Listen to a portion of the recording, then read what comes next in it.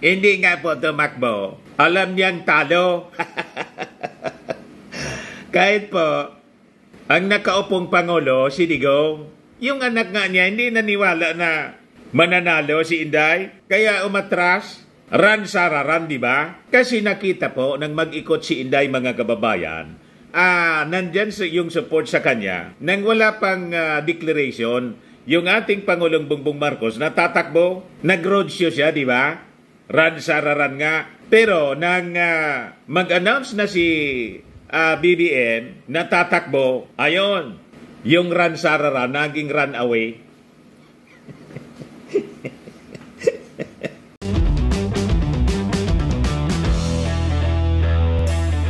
Ito naman po yung bago naming product na binibenta online.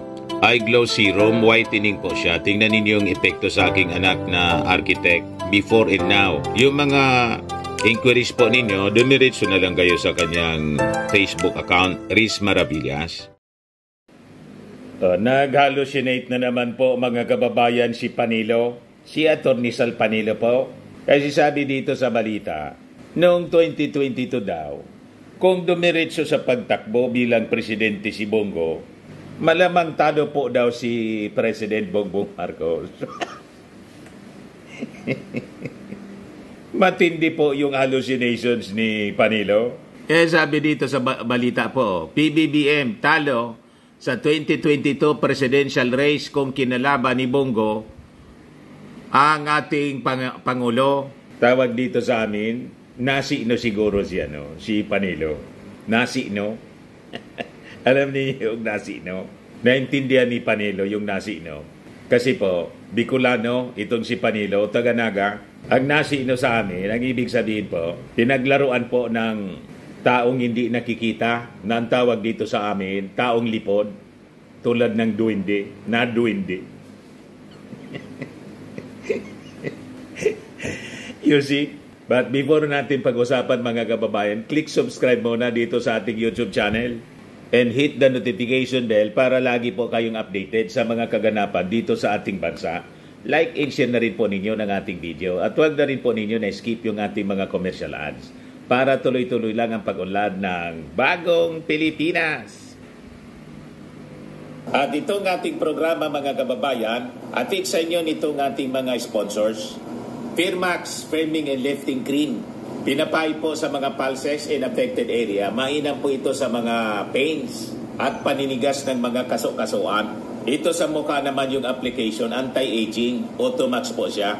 Ito iGlow Serum mga kababayan. Whitening po siya. Made in South Korea. Ito naman po, Ningxia Red Mix Fruit Drink. Gawa po siya sa goji berry. May anti-cancer properties po siya. At sa mga nagana po ng malinis and spacious fitness gym, pumunta lang po kayo sa aming Colossal Fitness Gym. May Grab car rental din po kami. At bills payment po sa aming office. At saka sa mga mahilig po sa mga imported bags, manood po kayo sa live selling ni Madam Aileen Rosales sa kanyang Aileen Closet po. Pati mga shoes, ito yung kanya po. Ito yung kanyang page. Kita ninyo, napakagandang mga online selling po siya. Si Madam Aileen Rosales. Cellphone number niya po, 773-798-7816. So, balikan natin mga kababayan ang panaginip at bangungot ni Sal Panilo.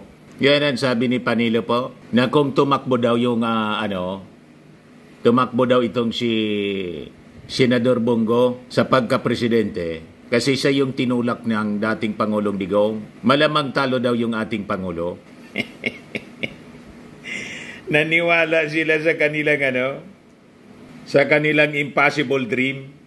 To dream an impossible dream. Malinaw po mga kababayan na kaya po umatras na lang si Bongo. Alam niya po, baka talo pa siya ni Manny Pacquiao. Di ba? Hindi nga lumaban si Inday. Bakit hindi lumaban si Inday? Yung botante po ni Inday, sabi ko po sa inyong paulit-ulit, mga Marcos supporters, Marcos loyalists, kaya siya nag 32 million plus. Yung 31 million po, 31 million plus, supporters ng ating Pangulong Bongbong. Kaya nga, pabulusok si Inday ngayon. Tapos sabihin ni Panilo, kung si Bongo yung tumakbo, talo yung ating Pangulo. Sinong maniwala po sa inyo? But anyway, ibigay ko sa inyo yung hallucination po ni Panilo. Sabi dito sa balita, sa kanyang live stream nitong Sabadong gabi, September 28, may katanungang sinagot si Panelo tungkol kay Pangulong Bongbong Marcos Jr. Attorney Sal, kung hindi nakipagtandem si VP Sara Duterte kay BBM noong 2022, matatalo ba si BBM at bakit tanong ng netizen? Sagot ni Panelo, kung sino ang kalaban niya, kasi kung ang kalaban niya, referring to BBM, si Bongo, na gustong patakbuhin ni dating Presidente Rodrigo Duterte, noon ay sinuportahan ng halos lahat ng gobernador, matatalo si BBM. At the same time, yung 4 na kandidato sa pagkapangulo, mahati yung mga boto, pero si Bongo, dahil maka-Duterte, siya ang mananalo. Pero wala hindi siya tumakbo. Hindi nga po tumakbo. Alam niyang talo. Kahit po, ang nakaupong Pangulo, si Digong, yung anak nga niya, hindi naniwala na mananalo si Inday. Kaya umatras, run Sara, run, di ba? Kasi nakita po, nang mag-ikot si Inday, mga kababayan, nandyan yung support sa kanya. Nang wala pang declaration, yung ating Pangulong Bongbong Marcos natatakbo, nag-roadshow siya, di ba? Run Sara, run nga. Pero nang mag-announce na si BBM na tatakbo, ayon, yung run Sara, run, naging run away. Bakit pa? Napansin po nila na sa mga roadshow po, mas dinodumog yung ating Pangulong Bongbong Marcos, si BBM, sa pag-iikot sa buong Pilipinas. Kahit nga dito po sa amin, kahit saan pumunta si BBM, rockstar. Pag si Inday po, nag-iisa lang na umiikot, kukunti lang po ang pumupunta. Makikita po ninyo sa crowd, yung green po, mang-isa-isa lang po, mabibilang lang po yung crowd na naka-green. Ang karamihan po red. Yan po. Tingnan ninyo ang green. Napakakunti ng green. Kita ninyo? 3 lang ang naka-green. Si Inday. At saka itong dalawang nandito sa likod. Lahat naka-red. Nakita ninyo? Kung anong kulay ang nangingibabaw po? Malabo po yung mga statement ni Sal Panelo. Kaya nga ng kumandidato si Sal Panelo, napakalayo po. Talo, nasa dulo na. You see? Kahit sa crowd po, laging nangingibabaw yung red. Si Bongo pa, manalo. Si Inday nga hindi manalo. Kung tumakbo siyang Pangulo, hindi po confident si Inday na mananalo. Lalo pa si Bongo, kaya nga siya umatras. Sinusulsulan lang po si Bongo ng dating Pangulong Digong kasi gusto nila makontrol yung Pilipinas. Alam na ninyo kung bakit gusto nilang makontrol yung Pilipinas. Kasi yung sponsor nila may interest po sa Pilipinas. Itong mga na-discovery po sa investigation ng Quadcom, pati yung Palasyo Malacanang, mga kababayan, pinasok na ng Chinese spy. si Jiang. You see? Huwag kami Panilo. Matatalo daw si PBBM. At the same time, yung 4 na kandidato, sabi ni Panilo, sa pagkapangulo, mahati yung mga boto. Pero si Bongo, dahil maka-Duterte siya, siya yung mananalo. Pero wala hindi siya tumakbo, sabi ni Panilo. Ngayon, kung wala si Bongo, si Bongbong lamang at wala si Inday Sara, matatalo. Hindi sa matatalo, kundi mahirapan manalo kasi 4 ho ang kalaban niya. Kahit sino sa kanila pwedeng manalo. Kasi yung 4 na yon, anti-Duterte Ngayon, kung sa pagtakbo niya ay pinuri niya si Rodrigo Duterte, ma-identify siya na maka-Duterte. Mananalo siya over the 4. Gayon man, hindi nabanggit ni Panelo kung sino yung 4 na presidential candidate na tinutukoy niyang naging kalaban ni Marcos noong 2022 at umano'y anti-Duterte. Kaugnay nito, balak umano ni Panelo na patakbuhin si Senador Robin Padilla bilang Pangulo sa 2028 sakaling hindi tumakbo si BP Sara. Malabo po yung mga pangarap mo, kabayang Attorney Panelo. Mas malabo pa sa sabaw ng pusit. Si Inday talaga po, mahihirapan na tumakbo sa pagka-presidente. With all the controversies, baka nga ma-impeach pa siya eh. Mas maganda nga kay Inday, mag-resign na lang. Kasi pag na-impeach siya, disqualified na siya na magkandidato kahit punong barangay. Di ba? Kaya lang matigas ang ulo niya. Imbes na tumulong sa ating gobyerno, naging problema pa ng ating mga mamamayan. O yan tuloy, iniimbestigahan na siya ng House Committee on Good Government and Public Accountability. At malamang sa malamang, pag hindi siya na-impeach, makasuhan siya ng plunder. Tama, Panelo? O ngayon, yung sinabi po ni Inday, na kaya siya humiwalay mga kababayan kasi hindi natupad daw yung mga pinag-usapan nila ng ating Pangulong Bongbong Marcos. Kasama dito yung mga big ticket projects na hindi daw itinuloy. Yung nasimula ng kanyang tatay, hindi itinuloy yung sa Visayas in Mindanao. Hindi man po totoo, mga kababayan. In fact, noong isang linggo, binuksan na po yung isang napakalaking project na nasimulan during the time ng kanyang tatay. Yung Panggil yata ang basa nito. Panggil or Pangil? Masama kung Pangil. Di ba? Panggil Bridge. Panggil Bay Bridge. O ito po, 7 minuto na lang mula sa dating higit 2 oras ang biyahe sa pagitan ng Lanao del Norte at Misamis Occidental. Kasi natapos na po ang 3.169 kilometer na Panggil Bay Bridge. Ayan po. It's a milestone for Mindanao. Ayan binuksan na po ng ating Pangulong Bongbong Marcos. Kaya hindi totoo po na yung mga big ticket projects na nasimulan 2020 ito, mga kababayan, sinimulan, pinagpatuloy po ng ating Pangulong Bongbong. Kaya nga po, BBM, Build Better More. Ayan diba? Napakaganda mga kababayan.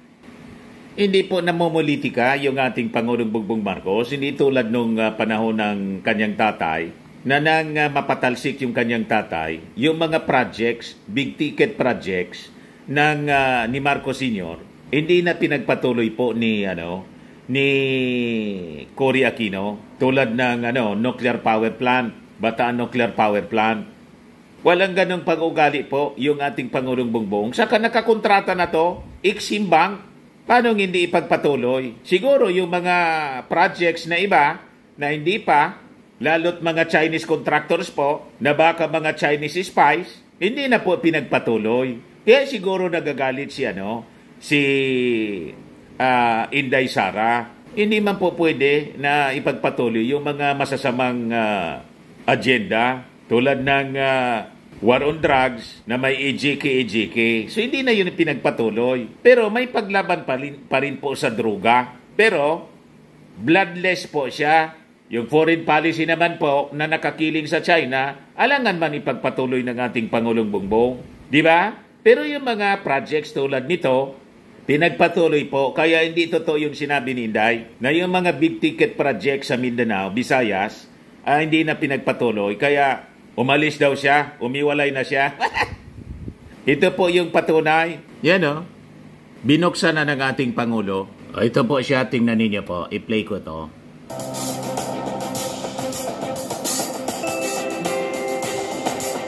Diba? Napakaganda po.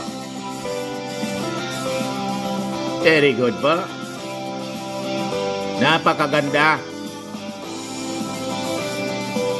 coverage po ng RTVM.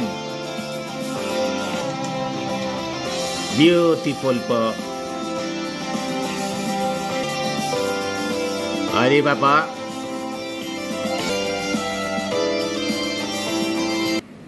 Yan po yung ating yung inauguration, ribbon cutting. Ginawa po ng ating Pangulong Bongbong Marcos. Build better more. O, di ba?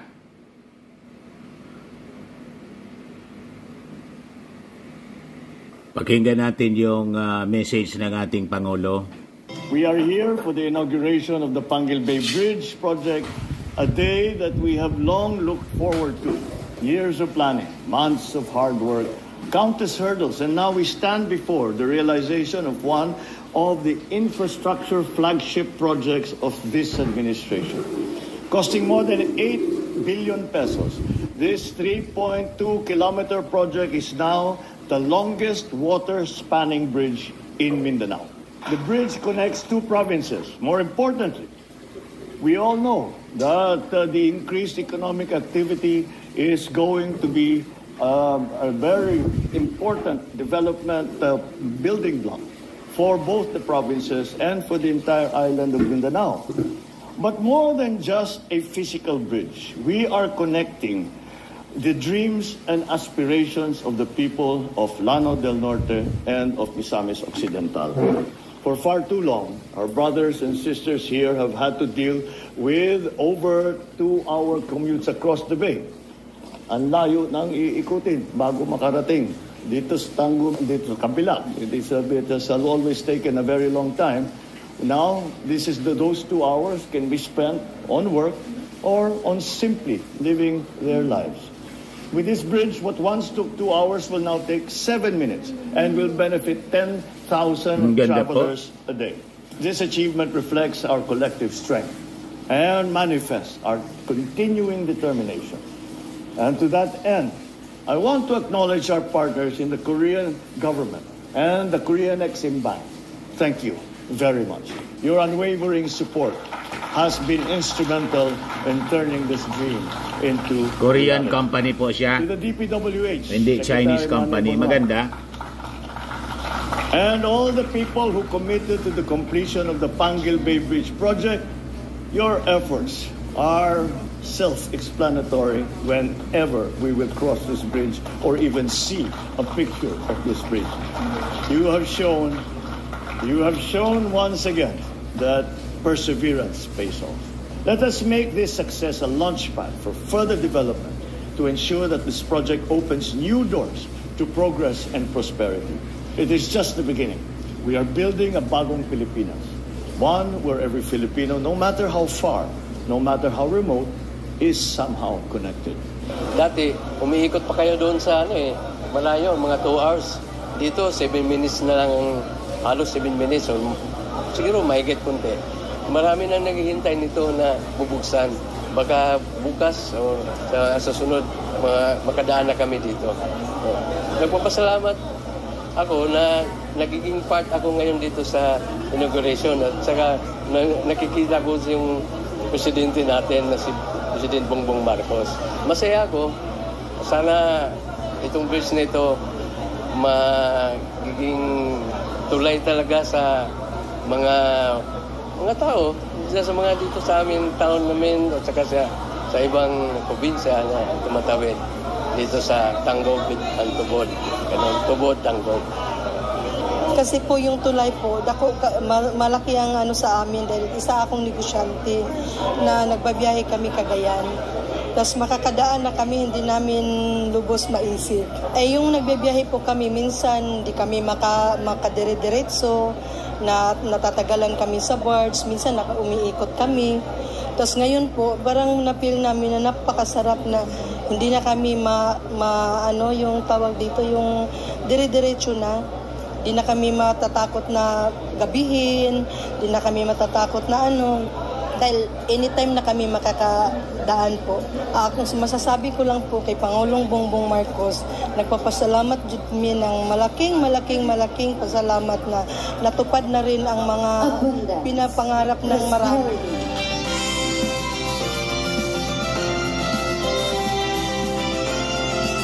Di ba? Sige lang trabaho ng ating Pangulong Bongbong. Pero si Inday nandun sa Kalinga, nagpapatato. At nagsayaw-sayaw kasama yung mga katutubo. Yan si Inday, proud na proud, nagpapatato. Ito si Inday, nagsasayaw-sayaw. Matapos magpatato, mga kababayan, nagsasayaw-sayaw siya. Relax na relax. Mga kababayan, hindi man magtrabaho po.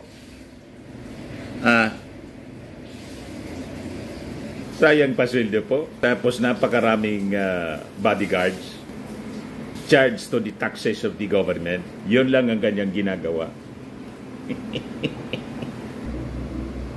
Sa mga naghanap ng malinis and spacious fitness gym, pumunta lang po kayo sa aming Colossal Fitness Gym. We also offer Grab Car Rental with our brand new 2023 model ng Toyota Innova.